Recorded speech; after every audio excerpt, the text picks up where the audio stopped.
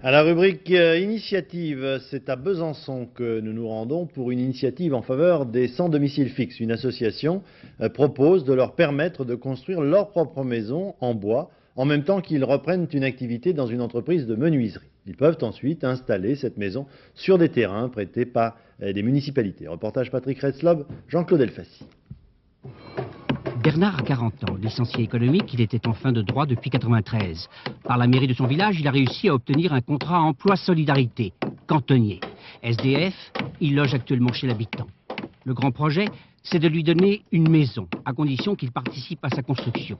La mairie a fourni un terrain viabilisé de 250 m². Les HLM prennent à leur compte le coût de l'opération, 240 000 francs.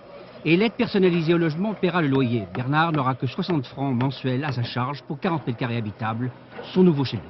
C'est très dur, mais dans l'ensemble ça va.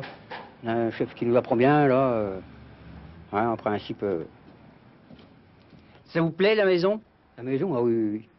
Là, c'est le premier truc qui m'a dit dans ma vie, ça.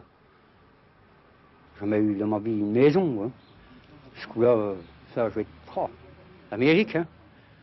Il est clair aujourd'hui qu'on ne peut pas parler de rentabilité, mais ce qui nous intéresse, c'est la dimension sociale de cette action.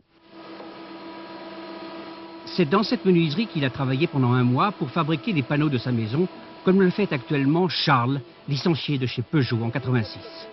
L'association Javel emploie en permanence une trentaine de RMistes dans l'entreprise, encadrés par 6 professionnels. 3 200 francs par mois pour 40 heures par semaine. Selon le responsable de l'association, il faut les remotiver, leur redonner confiance, les remettre sur les rails. Ça fonctionne comme une entreprise industrielle, mais avec le but particulier qui est de remettre au travail des gens qui sont hors circuit depuis très longtemps. Des gens qui n'ont plus l'habitude des horaires, qui ne savent plus ce que c'est que d'aller au travail régulièrement, qui ne savent plus se lever le matin pour ça, qui ne savent plus ce que c'est qu'une machine, et qui vont réapprendre toutes ces choses élémentaires avant de pouvoir se réinterroger sur une véritable insertion dans un circuit de travail dit normal. C'est la deuxième maison construite par l'association. La première a été réalisée en 1991.